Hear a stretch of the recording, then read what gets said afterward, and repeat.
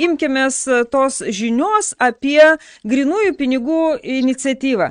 Gediminai, trumpai drūtai paaiškinkit, ar iš tikrųjų VRK dabar vilkino procesą, darė viską, kas ten turėtų būti, kokia ta iniciatyva ir ką dabar žmonės jau gali, ką jūs gali jau daryti, nes kur pasirašyti, kur balsuoti. Mes tą iniciatyvą teikiam į VRK dar rudenį ir spalio 23 dieną jinai buvo registruota mūsų didžiuliai nuostabai ir mes norėdami iniciatyvinė grupė, kad iniciatyva vyktų sąžiningai, vis dar bilinėjomės maždaug 3 ar 4 kartus.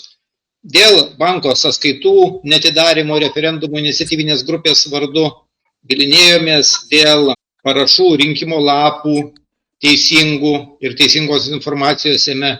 Bilinėjomės dėl prieigos prie elektroninių parašų rinkimo lapų tam, kad galėtų iniciatyvinė grupė tuos parašus tikrinti ir kad būtų galima Šimonytės efektą aptikti arba paneigti, kad jis toks yra. Ir visas bilinėjimas baigėsi vasario 19, tai yra vakar. Nes prieš tai sausio 14 dieną mes galų gale teisme laimėjome bylą ir elektroniniai parašų rinkimo lapai turi būti atverti teismo sprendimu visai grupiai, tačiau sausio 29 dieną VRK nusprendė, kad atvert jai pakanka tik tai koordinatoriams. Tai mes šitą sprendimą taip pat dar kartą skundėm ir vasario 19 dieną Vyriausiasis administracinis teismas panaikino šitą sprendimą VRK ir įpareigojo suteikti prieigą prie elektroninių parašų rinkimų lapų visai grupiai.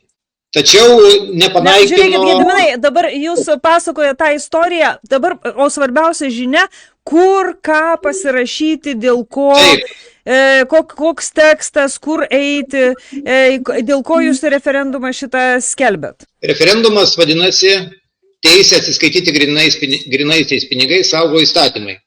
Skelbiamės dėl to, kad grynieji pinigai yra išstumiami, o grynieji pinigai yra laisvė. Laisvė ne vien anonimiškumą suteikianti, bet ir suteikianti tada, kai neveikia sistemos, suveikianti tada, kai nėra elektros ir kai tu turi grynosius pinigus kišenėje, tai tu juos valdai.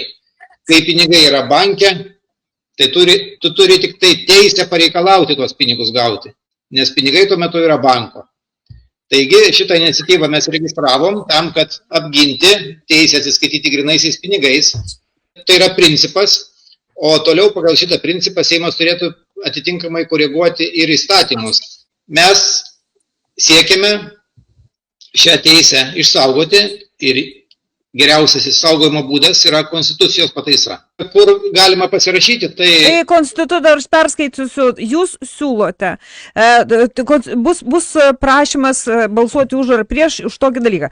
Konstitucijos 23 straipsnio 2 dalies pakeitimą išdėstant ją taip. Nuosavybės teisės ir teisė atsiskaityti grynaisiais pinigais saugo įstatymai. Tokią jūs siūlote formuluotę. Tai kur galima dabar jau ir kada jau bus galima pasirašyti? Jau pasirašyti galima buvo nuo vasario 5, bet tai išaiškėjo tik tai vakar po teismo sprendimo. Tai galite eiti rinkėjo puslapis LT, vrk.lt arba k23.lt, čia yra mūsų svetainė, iš jos tiesiai pateksite į rinkėjo puslapį, kurioje galėsite pasirašyti.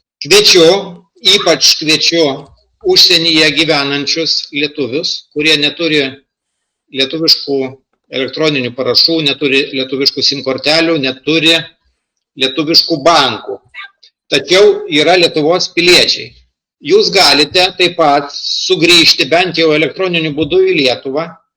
Tai yra atsidaryti nemokamai sąskaitą Peiseros sistemoje. Tai atsidaro per programėlę. Joje nufotografuojant savo asmens dokumentą, nufotografuojant save ir per keletą dienų nemokamai Peisera atidaro sąskaitą, už kurią mokėti nereikia, tačiau jos pagalba jūs galite jungtis prie elektroninių valdžios vartų ir pasirašyti už šią iniciatyvą.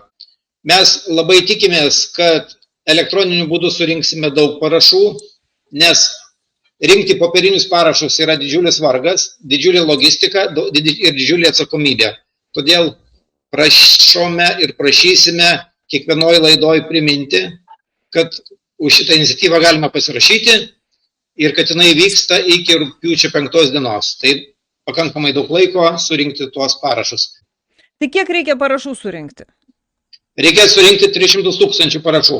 Norėčiau paprašyti jūsų, kad jūs tiesiog, kaip ir pavyzdžiui, Ignas Vėgėlės įruošia informacinį pranešimą, kurį mes suksime už dyką, kad susirinktų ten žmonės į tą iniciatyvą. Lygiai taip pat būtų gerai, kad jūsų iniciatyvinė grupė parengtų video ir mes jį galėsim transliuoti ant kiekvieną kartą, kai žmogus įsijungs, jam bus priminta, kad galima nuspręsti būti laisvam. Juo labiau, kad mus gazdina visokiais karais ir marais, o kare, jeigu prasideda konfliktas koks nors ginkluotas, turėkite omeny, kad turėti grinų pinigų namie yra būtina, nes jau bankai yra pasiskaičiavę, kaip jie jums ir gavę visus patvirtinimus iš valdžios, kaip jie jūsų pinigų vartojimą apribos, jeigu bus įvesta kokia nors ten padėtis. Taip kad gryni pinigai tampa iš tikrųjų toksai labai gyvybiškai svarbus irgi dalykas.